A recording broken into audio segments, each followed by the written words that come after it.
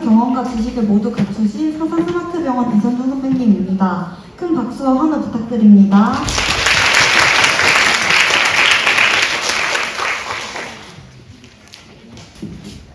네, 반갑습니다. 네, 저는 이제 이 08학번으로 입학해서 이제 졸업하고 지금 현재 사산 스마트병원이라는 곳에 재활치료 부장을 맡고 있는 이선중이라고 합니다.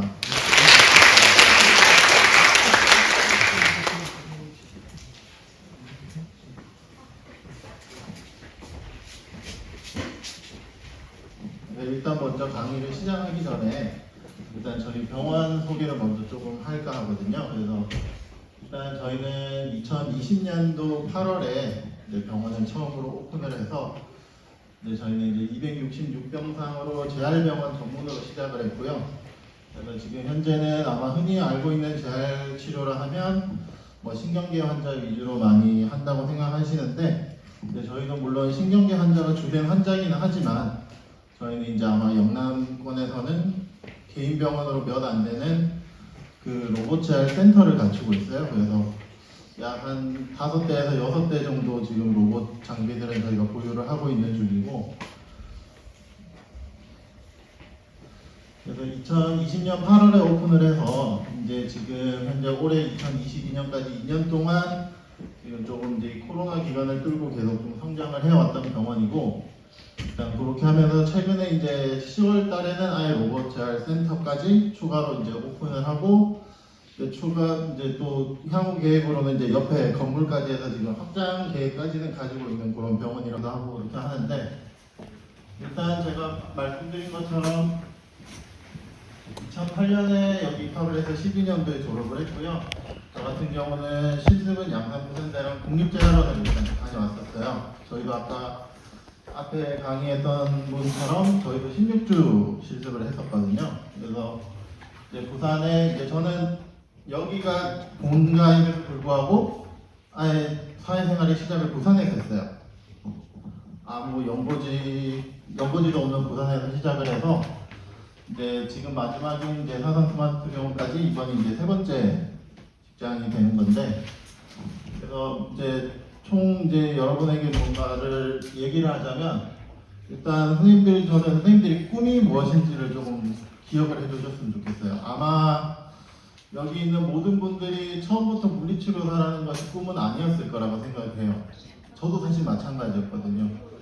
어릴 때는 저도 뭐 파일럿도 되고 싶기도 했고, 간제사가 되고 싶기도 했다가 뭐 약사도 되고 싶었고, 어릴 때 유년 시절의 꿈은 굉장히 다양하게 변했던 것 같아요.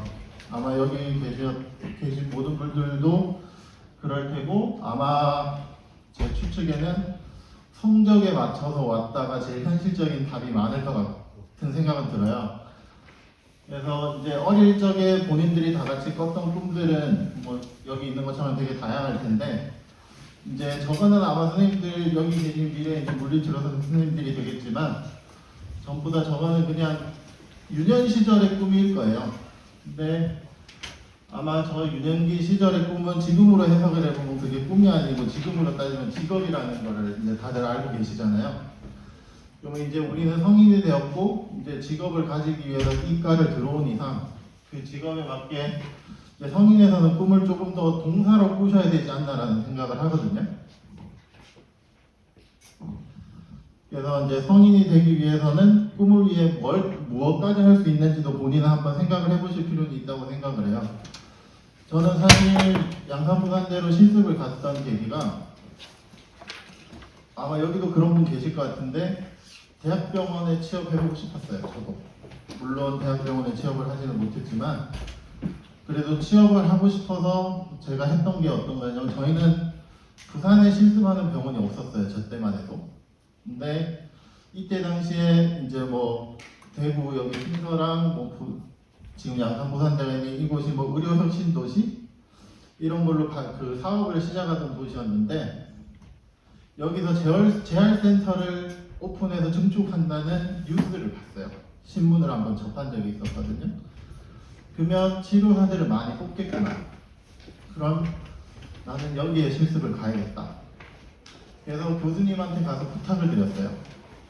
나 여기 꼭 실습하러 가야 되겠으니 이 병원 실습병원으로 좀 열어달라고 한 몇 달을 졸라서 교수님이 허락을 해주셔서 이쪽에 실습을 나가게 됐는데, 아마 이 양산 부산대라는 곳에 제가 실습을 나가면서 이 모든 게 바뀌었던 것 같아요. 물론 실습을 같이 나갔던 동기가 지금 거기에 정규직으로 일을 하고 있거든요. 저랑 같이 나갔어요. 그리고 이제 실습을 여기서 하다 보니까 딱 때마침 제가 졸업하는 해에 재활센터를 오픈했어요. 제 계획에는 딱 맞아 들어갔죠. 그래서 인턴으로 지원을 했어요. 근데 아마 그때 최종적으로 면접은 총 10명을 봤는데 인턴을 5명을 뽑는 면접이었어요. 그래서 아니 잘하면 할 수 있겠다. 나도 가능성은 있겠다 하고 했는데, 뭐 이게 공식인지 비공식인지는 좀 더 알 수는 없지만 그때 당시에 실습을 하면서 이 병원 재활치료 실장님하고 굉장히 좀 가까워진 관계는 됐었거든요. 그러다 보니 면접을 보고 이제 집에 가서 있는데 한 전화가 왔더라고요. 전화가 와서 하셨단 말이 그냥 미안하다. 뭐 너는 면접을 하고 모든 걸 했을 때 3등이라고 등수까지 얘기는 해주시던데, 이제 3등이니까 전 된 줄 알았죠. 근데 한 학교에서 2명을 뽑을 수 없다라는 방침이 생겼다고 하시더라고요.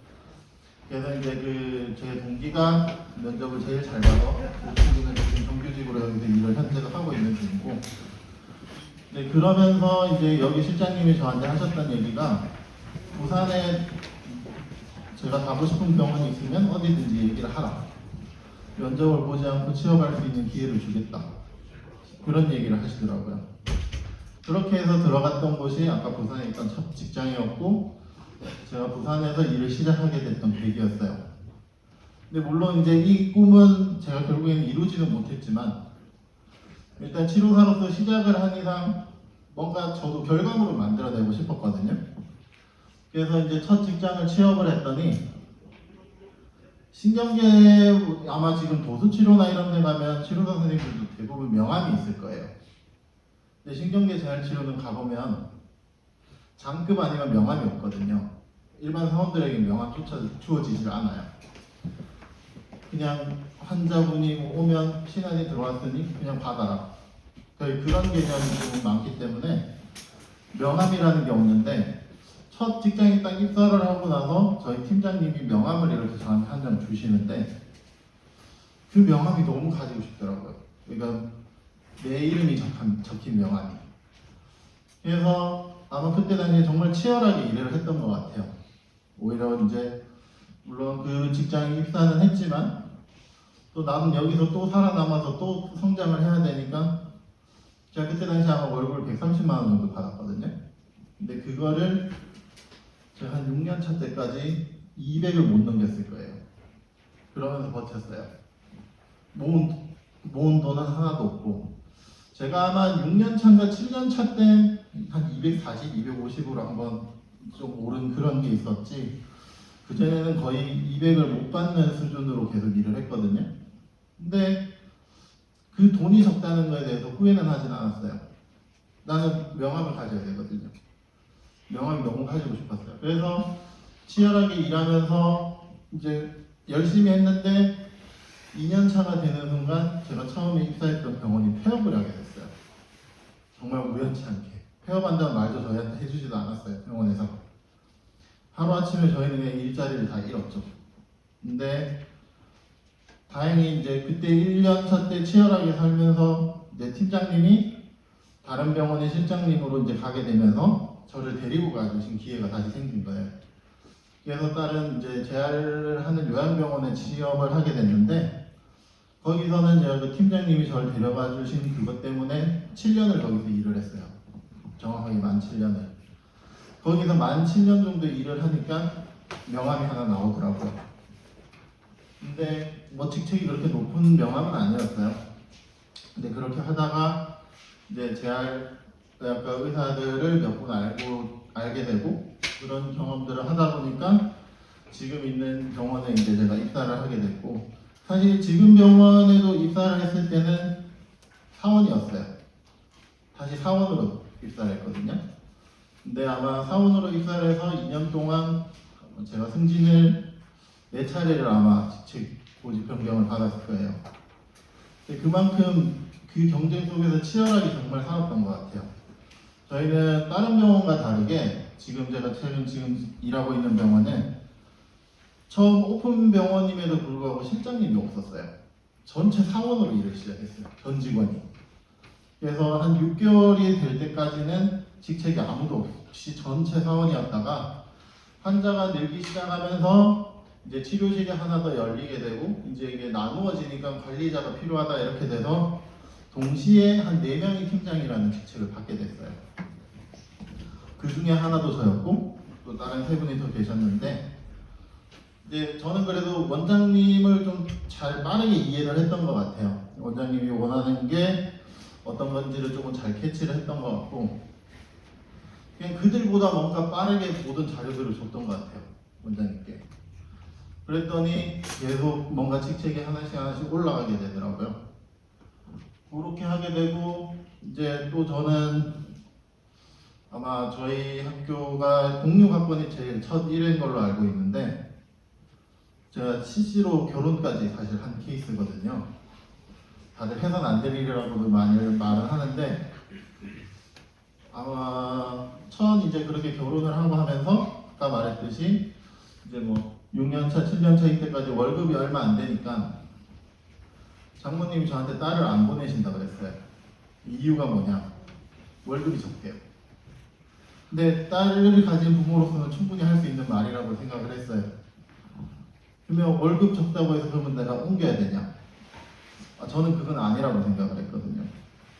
그래서 장모님께 나는 물리치료사를 시작한 이상 딸을 풍요롭게 해줄 자신은 없다.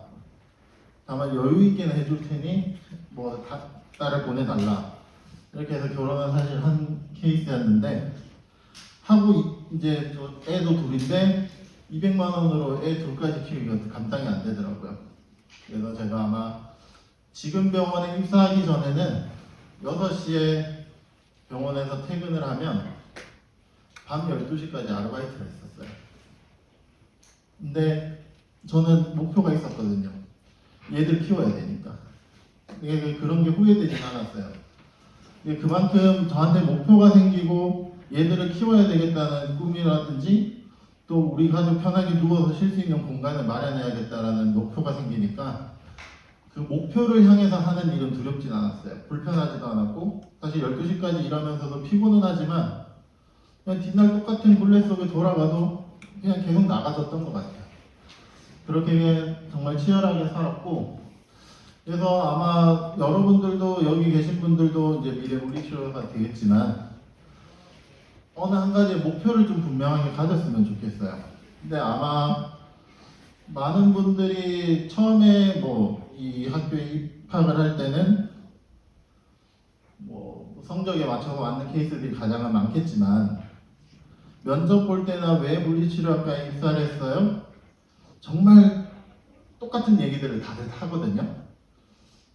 내가 언제 병원에 가봤는데 뭘 해줬더니 나는 이게 좋았어요. 그래서 이 꿈을 꿨어요. 사실 거짓말이라는 건 다 알아요. 저희들 면접을 가보면. 물론 그게 진실인 분들도 있을 거예요.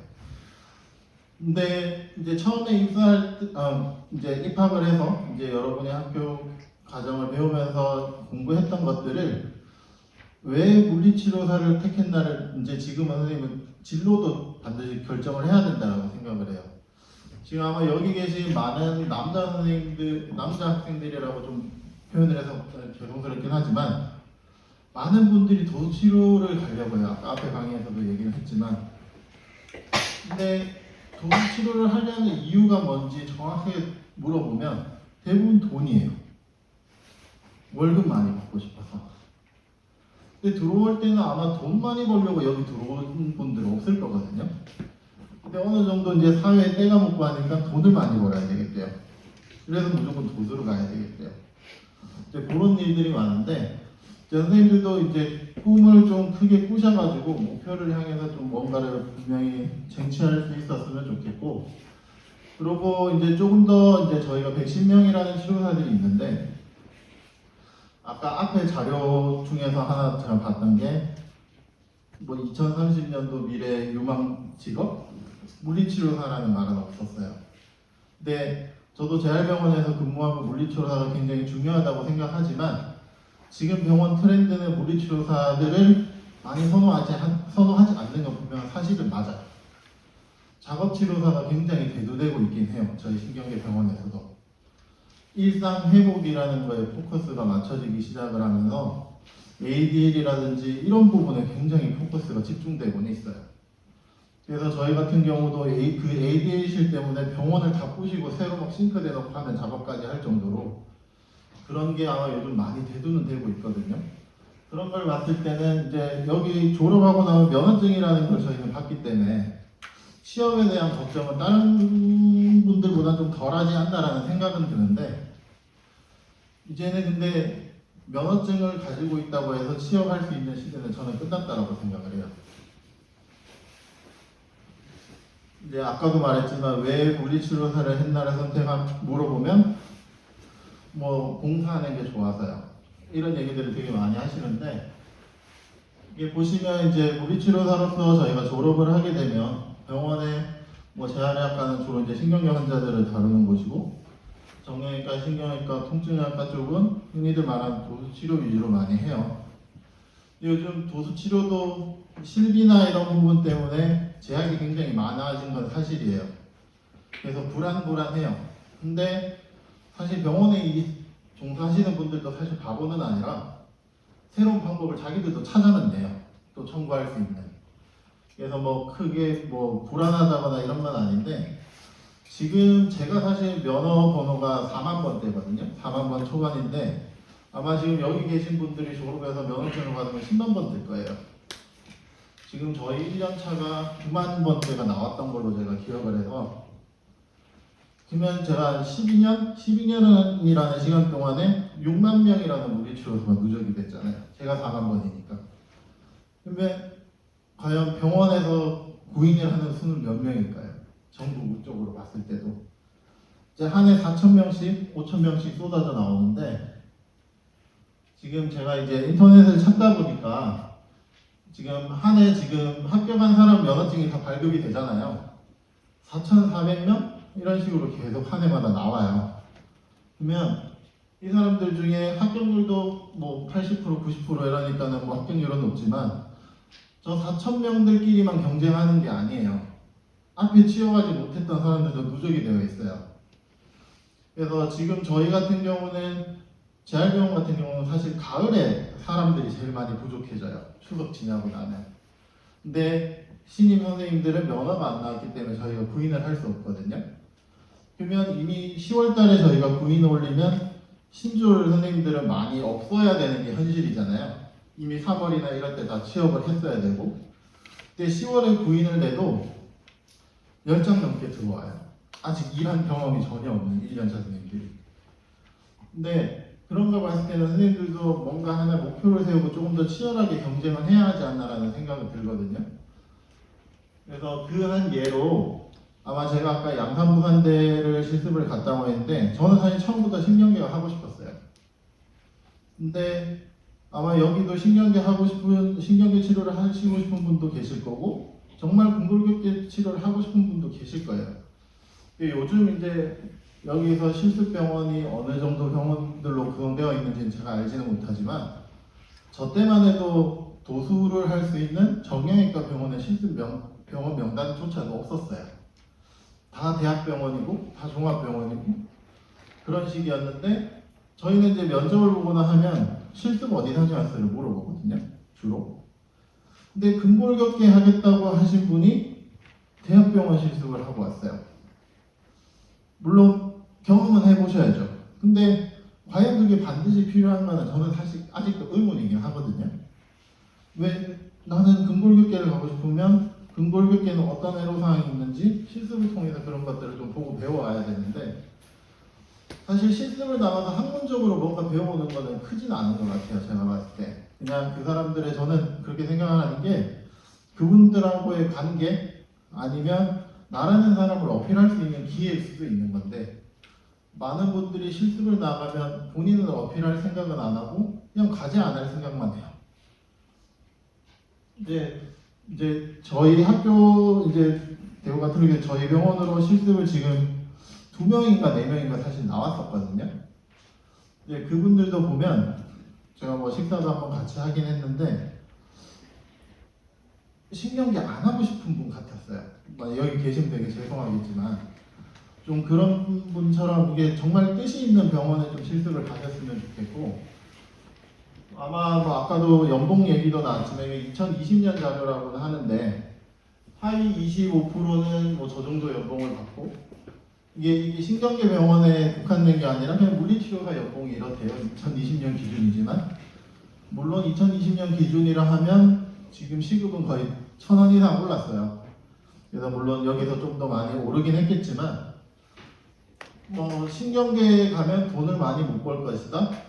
근데 위에는 물리치료사 평균이지만 밑에 있는 이 수치는 저희 직원들 월급을 제가 한번 봤거든요. 저희가 110명 정도 근무를 하고 있는데 평균 연봉이 저희 3,100만 원이 넘더라고요. 그러고 위에 이제 연봉 높은 사람 10명을 순차적으로 끊어봤는데 4천만 원이 넘어요. 근데 저희한테 주어진 연봉은 그냥 월급의 개념이기도 하지만 주 40시간, 신경계는 주 40시간이라는 그것 때문에 많은 병원들이 토요일에 출근을 하거나 이렇게 하면 수당이 더 나가요. 그거는 포함되지 않은 연봉이거든요, 이게. 토요일에 4시간 근무를 하면 뭐 10만 원 정도 이렇게 저희가 지급을 하게 되는데, 그거 합치면은 여기서 한 2, 300만 원은 더 올라가게 되죠. 꼭 신경계가 돈을 못 버는 직업만은 아닌데 많이 좀 그렇게 생각을 하시는 것 같기는 하더라고요. 그리고 이제 제가 요거는 매니의 거는 저희 이제 요즘은 사람이나 이런 걸 통해서 좀 부인을 많이 하게 되는데, 매니의 부분이 저희가 올렸던 부인이었는데 2달 동안 15명이 왔어요, 이력서가. 근데 문제는 저 중에 실업급여 타려고 오지도 않을 거면서 넣은 사람들도 많고 이과가 아닌 사람들도 많아요, 의외로. 근데 요 밑에는 보시면 저희 이제 부산에 곧 오픈 예정인 도수 치료한다는 병원인데 44명이 지원을 했더라고요. 근데 이 가운데 있는 사직동 통중원 제가 알기로 1명 뽑는 걸로 알고 있거든요. 근데 44명이 지원해요. 그리고 대부분이 사실 20대가 많잖아요. 처음 개원하는 병원에서 20대는 사실 잘 안 뽑아요. 왜냐면 개원하는 입장에서도 위험 리스크를 안고 가기가 쉽지 않거든요. 그래서 이만큼 뭐 1명 뽑는데 44명, 여기도 아마 2명인가 뽑는 걸로 알고 있는데 저 정도가 지원을 했는데, 아마 저 정도를 보면 굉장히 이제는 치열하게 선생님들도 뭔가를 해야 된다는 걸 느끼셔야 돼요. 사실 저희도 저 15명 중에 사실 1명 뽑았거든요. 그래서 이게 아마 그냥 이제 면허증을 가지고 취업하는 시대는 이제는 끝났다라고 보는 게 나는 맞지 않나 싶어서 본인의 역량을 조금 더 키울 수 있는 방법을 찾으셔야 될 것 같아요, 이제는. 그리고 이제 만약에 여기 이제 선생님들께서 취업을 하기 위해서 학생일 때 좀 뭘 준비하는 게 좋을까? 제가 그런 걸 한번 좀 생각을 해봤는데, 아까 말했듯이 내가 이제 성인 취업을 했을 때 어느 길로 나갈 것인가를 저는 미리 좀 설정을 해야 된다고 봐요. 그래서 뭐 실습이라든지 모든 게 거기에 좀 맞춰서 진행이 되어야 된다고 생각을 하고, 그리고 뭐 학점 관리 사실 뭐 하셔야 되죠. 근데 저희 사실 학점 잘 안 보거든요, 개인 병원은. 뭐 대학병원이나 이런 데서는 많이 보겠지만 개인 병원에서는 사실 학점을 그렇게 중요하게 생각하진 않아요. 오히려 이 사람이 주변 사람들과 어울릴까? 그런 걸 더 집중을 하지 성적보다는 그런 거에 집중을 하고 있기 때문에, 뭐 개인 병원에 취업을 할 거라면 다른 외적인 거에도 많이 신경을 쓰셔야 된다라는 게 제 생각이고, 자격증도 보면 뭐 물론 치료사로 임상에 나와서 따야 되는 자격증들도 굉장히 많아요. 근데 요즘은 학생일 때도 딸 수 있는 자격증들이 생각보다 많더라고요. 그래서 그런 것도 맞춰서 미리 할 수 있는 것들은 해두는 것도 좋은 것 같고, 외국어 능력 저희도 지금 아마 졸업 요건에 토익 700 이상인가 이게 아직 있나요? 저희 때에도 있었거든요, 토익 700 이상. 근데 물론 뭐 4가지 중에 2가지인가만 하면 되기 때문에 저희도 졸업할 때 토익 700 넘은 사람 잘 없었어요. 근데 외국어 능력 개인 병원에 외국인 없어요. 네. 대학병원이나 뭐 외국인 유치병원은 당연히 얘들을 보겠지만 개인 병원은 오히려 뭐 저런 공인 성적이나 이런 것보다는 개인을 더 중요하게 생각한다는 거, 그런 걸 좀 알아야 되고, 아까도 말했지만 성적 관리도 당연히 중요하겠지만 선생님들과의 그 주변에 있는 인간관계를 더 잘 가꾸셔야 될 거라는 생각이 더 크거든요. 그리고 아마 취업을 하고 면접으로 와서 합격이라는 얘기를 하면 제가 그러면 입사하는 날까지 뭘 준비할까라는 질문을 많이 받아요. 제 대답은 한결같아요. 놀아라고. 일 시작하면 못 노니까 놀고 오라고. 들어오고 나서 놀러 가도 되냐는 질문 하지 말고 들어오기 전에 놀고 오라고. 근데 물론 그 놀면서 뭐 책을 봐야 된다 이렇게 말하시는 분들도 있긴 한데 저는 그때 본 책이 과연 머리에 남을까라는 생각이 들기는 하고, 오히려 이제 앞으로 내가 어떻게 해야 될까를 더 생각하는 시간이 그때뿐이지 않나, 그런 생각이 더 많이 들고, 이게 아마 저희 병원 이제 이력서 나중에 이제 다들 쓰셔야 되잖아요. 이게 저희 병원에 들어왔는 이력서 중에 한 장인데, 이력서도 저는 좀 정성껏 쓰셨으면 좋겠다는 생각이 꼭 들어요. 저희가 이제 사람인을 하다 보면 뭐 파일로 업로드하는 형태가 아니다 보니까 그냥 글로 적으면 자동으로 이런 식으로 나와요. 근데 이게 이틀 전에 들어온 이력서거든요, 저희 병원에. 근데 여기서 혹시 문제점 보이시는 게 있어요?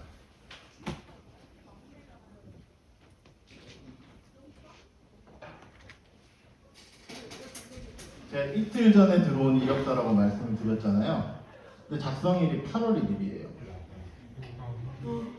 네. 근데 얘는 미리 써놓고 그냥 여기저기 다 찔러본 사람이구나라고 저희는 판단을 하는 거예요. 이거는 8월 달에 이미 만들어 놓은 이력서잖아요. 그러면 저희 병원에 넣기 위해 가꾸지 않았구나. 얘는 그냥 종이를 뒤집죠, 저희는. 그리고 아마 저희 때는 사진 찍는 것까지만 교수님들이 많이 코치해 주셨던 걸로 기억을 하는데, 이력서에 사진은 굉장히 좀 좋은 걸 쓰셨으면 좋겠어요.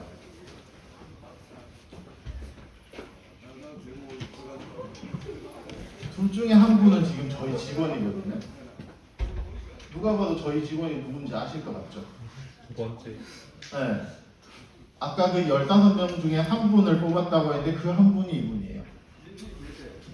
근데 안에 들어간 내용을 보면 얘가 자격증은 많이 땄어요. 뭐 학교 다닐 때 공부는 많이 했더라고요. 근데 그냥 이 사진을 보고 그냥 출격조차 안 했어요. 성의가 없구나. 근데 이 친구는, 오른쪽에 있는 친구는 자격증 같은 거는 안 했어요. 근데 이력서 하나하나를 적으면서 되게 꼼꼼하게 적었구나라는 걸 느꼈거든요, 저희가. 그래서 이 친구한테는 면접 볼 기회를 준 거죠. 얘는 면접도 안 봤어요. 그리고 저희가 사실 이제 내년에 신입들을 뽑아야 되는데, 이미 이번 주부터 저희가 내년에 취업자를 미리 지금 면접을 보고 있거든요. 국시를 앞둔 학생들은 있지만 이미 미리 면접을 보고 합격을 해놓고 이제 1월 달부터는 저희한테는 합격만 되면 출근하라 이런 식으로 해서 지금 벌써 한 2명 정도가 저희가 부인을 완료한 상태인데, 그분 중에 한 분이 저 떨어뜨릴까라는 고민을 하다가 다시 마음을 바꿔서, 저는 원래 당일에 합격 얘기를 안 하거든요.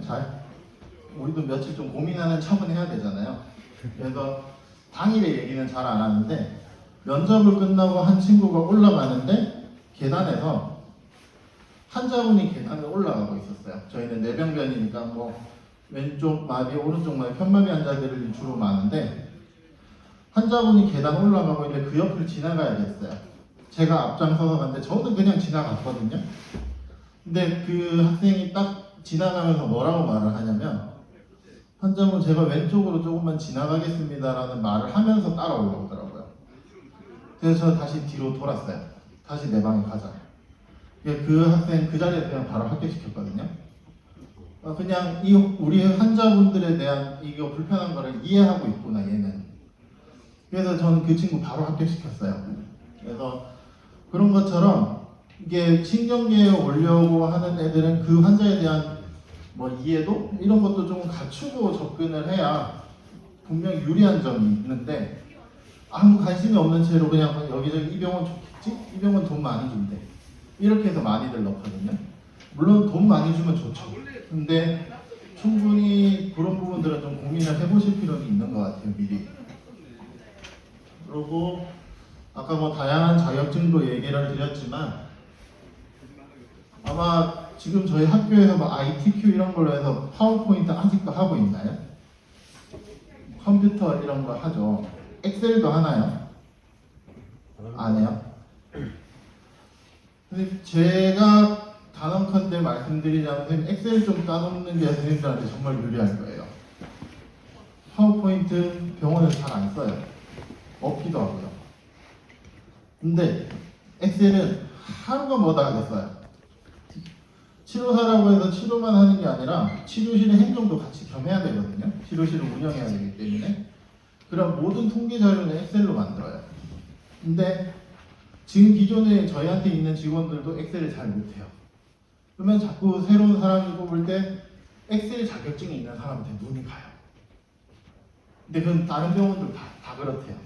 그래서 아마 컴퓨터 자격증을 좀 따실 거면 저는 엑셀 따는 게 선생님들한테 좀 유리하지 않을까 그런 생각도 사실 조금은 해보고 지금 트렌드에 빠르게 반응하라는 말은 제가 아까도 얘기했지만 요즘은 저희 병원도 마찬가지고 뭐 중추신경계, 뭐 FS 이런 거는 누구나 하는 병원이에요. 이제는 재활병원이라면 다 하잖아요. 근데 안 하는 걸 저희는 해야 돼요. 그래서 저희가 가지고 있는 게 사실 로봇 재활인 거고 그러다 보니 로봇은 뭐 10억씩이나 주고 로봇을 몇 대를 샀는데 로봇을 할 수 있는 사람이 없잖아요. 근데 이력서가 들어오는데 로봇에 대해서 뭔가 딴 사람들이 있어요. 그러면 그 사람들을 바로 뽑죠. 그리고 로봇에 다 투입을 시키거든요. 그런 걸 봐서는 뭐 그 병원이 어떤 기기를 갖추고 있나? 그런 거에 맞춰서 나도 그 트렌드에 빠르게 좀 변화할 줄도 알아야 되거든요. 그냥 늘 하던 것만 하면 거기서 끝이에요. 그래서 그런 트렌드에도 조금 민감하게 반응을 해야 되고 나중에 취업을 하셔서 치료를 하시게 되면 선배들 눈치 정말 많이 봐요. 1년차 때나 2년차 때. 그리고 항상 그 고민을 하고 치료를 하면서 나는 이 환자한테 집중을 하는 게 아니라 제가 오늘 또 나한테 뭐라고 시비를 걸까? 오늘 또 내 치료에 대해서 뭐라고 입을 뗄까? 그 고민 되게 많이 하거든요. 그래서 욕 안 먹으려고 맨날 나를 뭐라는 선배가 하는 치료만 하고 있어요. 똑같이 모방하듯이. 물론 처음에는 모방도 어느 정도는 필요는 한 거는 맞지만 그 본인의 치료를 하지 못하면 거기까지예요. 환자분들이 절대 안 찾아요. 네. 물론 욕을 먹을 수는 있겠죠. 아직 뭐 입사한 지도 얼마 안 됐는데 내가 하고 싶은 치료 한다? 환자분들도 욕을 할 거예요. 환자분들이 사실 연차 저희보다 더 잘 알거든요. 환자분들이 정보가 정말 많아요. 저희보다. 그래서 오히려 선생님들이 이런 데서 선생님들이 치료를 하지 않으면 한 3년 정도 지나면 나 저 선생님한테 치료해 주세요라는 말은 단 한마디도 못 들을 겁니다. 욕만 들을 거예요. 그래서 본인만 할 수 있는 치료들을 좀 찾아서 하셨으면 좋겠어요. 눈치 보지 말고. 그리고 이제 제가 병원 생활을 하면서 뭐 팁이라고 좀 드릴 수 있는 게 뭐 노라는 말은 때로는 물론 노도 하시긴 하셔야 돼요. 근데 뭐 이거 좀 했으면 좋겠는데 그거 왜 제가 해야 되는데요? 근데 잘 생각해보면 내가 하기 싫은 건 남도 하기 싫어요. 근데 윗사람이 시킨 거에 사실 속으로는 불만이 있지만 또 그게 말도 안 되는 짓인 것 같기도 해요. 안 될 것 같기도 하고. 근데 노라는 단어를 말하기보다는 일단 한번 해볼게요. 해보고 안 되면 다시 말씀드릴게요. 이런 답을 원하지 시작도 안 하고 안 될 것 같은데요. 이 답은 사실 저희가 원하는 답이 아니거든요. 그래서 노라는 단어를 좀 가급적이면 사용을 안 하셨으면 좋겠고 뭐 이게 커피 타도 된다 이거 되면 사실 말이 안 되는 거긴 하겠지만 위에 뭐 상사 입장에서 뭐 부하 직원한테 커피 타달라 요즘 난리 나죠. 절대 해서는 안 되는 행위인데 저는 사실 제가 아까 말했듯이 명함을 받기 위해서 1년차 때 거의 한 365일 내내 팀장 커피를 아침 제가 탔어요. 근데 타달라고 하면 싫죠. 윗사람이. 내가 그냥 타서 주면 돼. 타달라고 하면 시키는 거지만 내가 그냥 먼저 타워주면 서비스잖아요. 좀 그렇게 생각했을 때 내가 얻고자 하는 게 있으면 저런 것도 때로는 내려놓고 할 줄도 알아야 된다고 저는 생각을 해요. 그리고 잦은 이직, 저희 지금 저희 병원 같은 경우도 5년차, 6년차 선생님이 제일 많긴 할 텐데 5년차쯤에 이제 저희한테 신규 이력서가 딱 들어왔을 때 경험했던 병원이 3개 넘으면 저는 더 커요. 어차피 얘도 여기서도 1년 하고 나가겠구나. 그래서 잦은 이직이 분명 필요할 때도 있어요. 본인의 뭐 특별한 사유 때문에 잦은 이직을 해야 될 때도 있는데 이직이 이력서에 많으면 많을수록 본인한테는 손해가 될 겁니다. 장기적으로 일하기에는. 그리고 면접 때 선생님 꿈이 뭐예요? 선생님 저희 병원 들어와서 하고 싶은 게 뭐예요? 어떤 거 하고 싶어요? 되게 청산님 셔츠처럼 다들 말을 해요. 근데 와서 보면 질문 중에 하나, 교육은 있습니까? 솔직히 교육 있죠. 있는데 교육 있습니까? 라고 질문한 친구 중에 교육 하는 놈 한 명도 못 봤어요. 안 해요. 자기 서티 따오면 수당 올라가니까 그거는 해요. 그거 말고는 아무것도 안 해요. 근데 본인이 다짐했던 말들은 가급적이면 거기서는 지키려고 좀 하셔야 될 것 같아요. 그러고 수동적으로 일하면 상사들은 절대 선생님들한테 기회를 주지 않을 겁니다. 시키는 것만 하는 사람밖에 안 돼요. 내가 그냥 먼저 이거 해야 될 것 같은데 내가 먼저 하면 인정을 받는데 시켜서 하면 인정을 하진 않아요. 결국에는 내가 했는데도 불구하고 시켜서 한 거는 인정하지 않지만 내가 먼저 한 거는 칭찬을 해줘요. 그래서 이거 내일이다 싶으면 그냥 좀 먼저 움직이는 자세도 선생님들한테는 좀 팁이지 않을까? 그리고 연봉 100만 원, 연봉 100만 원이라고 하면 한 달에 8만 원이에요. 8만 3천 원이거든요. 근데 다른 병원에서 연봉 100만 원 더 준대요. 요즘 8만 3천 원 밥 한 끼 사 먹으면 없는 돈 아닌가요? 월급이 한 50만 원씩 뛰어요. 그럼 가야죠. 근데 8만 원 오른다고 가야 될까는 한번 고민해 봐야 될 것 같아요. 50만 원? 아니면 저기서는 월급을 예를 들면 8만 원 올려주는데 나한테 직책을 준대. 그러면 가볼만 하겠지만 그런 게 아니고서는 그냥 쉽게 너무 돈에 흔들리기 시작하면 결국엔 이 좀 바닥이 아까 앞에서도 대구에 취업할 그런 병원이 몇 개 없다? 저희도 다 똑같아요. 어느 병원 이력서 들어오면 거기에 물어봐요. 얘 어땠냐고. 어쩔 수는 없어요. 저희도 알고 접근을 해야 되기 때문에 물어보면 야 그럼 뭐 이렇게 해서 나갔다. 이 정보가 다 오거든요. 그게 야 월급 적다고 나갔어. 이렇게 되면 저희는 안 보죠. 저희도 월급을 많이 못 주니까.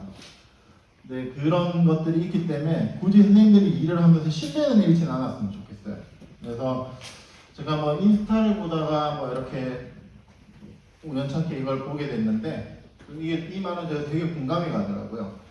이게 아마 인생에서 뭐 되돌릴 수 없는 4가지라고 표현을 하는 것 같던데 말 조심하셔야 되고 그리고 아까 말했지만 그 돈이나 이런 모든 다른 외적인 것 때문에 신뢰를 주변 관계에서 잃어서도 안 되고 시간은 되돌릴 수는 없잖아요. 시간이 그냥 허송세월 보내지 말고 뭔가 본인이 하겠다는 뚜렷한 게 있으면 하시고 기회는 절대 2번 안 옵니다. 한 번 오셨을 때 잡으셔야 되고 뭐 기회가 주어졌는데 저는 아직 준비가 안 됐어요. 준비가 다 된 거는 절대 안 올 거예요. 좀 부족해도 하면서 채우시면 되지 전 아직 준비가 안 됐다고 미리 겁먹고 기회를 놓치진 않으셨으면 좋겠어요. 그리고 아마 뭐 마지막으로 말씀을 드리자면 할 수 있다라고 생각을 하게 되면 내가 할 방법을 찾게 될 거고 포기를 하면은 핑계거리만 찾게 될 거예요. 아마도. 그래서 그냥 가급적이면 내가 목표를 세운 거에서 할 수 있다라는 계획을 가지고 내가 할 방법을 해나갈 방법을 계속 좀 연구를 해서 여기 계신 분들이 어떤 생각을 가지고 어떤 꿈을 꾸시더라도 좀 그거를 꼭 이루셨으면 좋겠습니다. 감사합니다.